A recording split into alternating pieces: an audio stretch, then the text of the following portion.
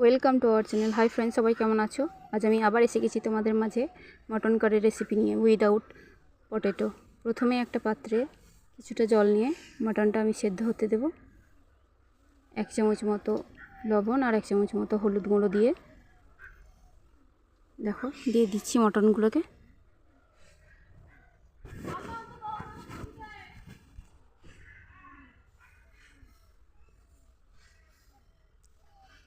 মাটনটা সেদ্ধ করে নিলে অনেক সুন্দর হয়, আর যারা খেতে চায় না মাটনের গন্ধের জন্য তারা সবাই খেতে পারবে এইভাবে করে খেলে।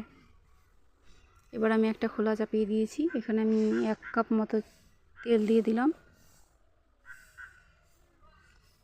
4 থেকে 5টা পেঁয়াজ কেটে রেখেছি, সেগুলোকে দিয়ে দিচ্ছি।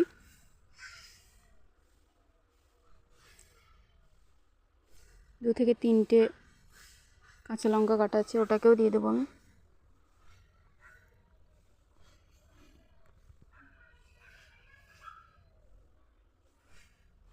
এবার আমি এখানে কিছুটা ধনেপাতা দিয়ে দেবো প্রথমে, সবগুলোকে নাড়াচাড়া করবো একটু।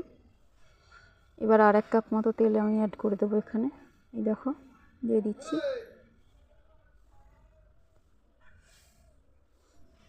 এবার আমি এখানে মশলা দিয়ে স্টার্ট করছি। প্রথমেই 2 চামচ মতো হলুদের গুঁড়ো, তারপরে 2 চামচ মতো লঙ্কার গুঁড়ো,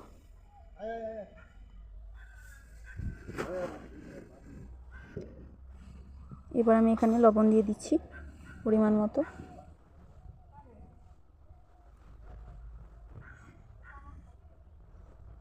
জিরে গুঁড়ো দিচ্ছি আমি 1 চামচ মতো, জিঞ্জার পাউডার দিচ্ছি 1 চামচ মতো।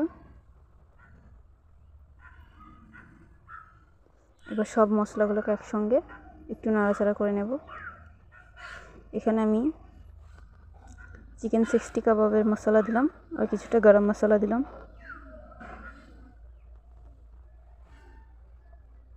ব্যাস সবগুলোকে একসঙ্গে নাড়াচাড়া করে নিচ্ছি। এবার মাংস সেদ্ধ হয়ে গেছে, দিয়ে দিয়েছি দেখো।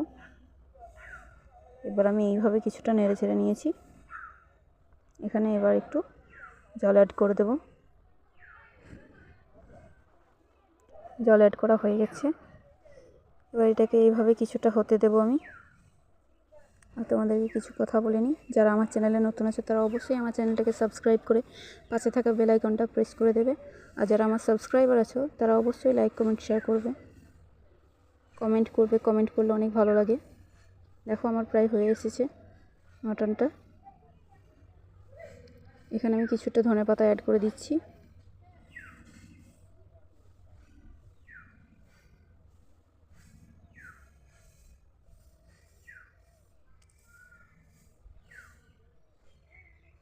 আমার এই রেসিপিগুলো ভালো লাগলে অবশ্যই লাইক কমেন্ট শেয়ার করবে। Thank you so much everyone.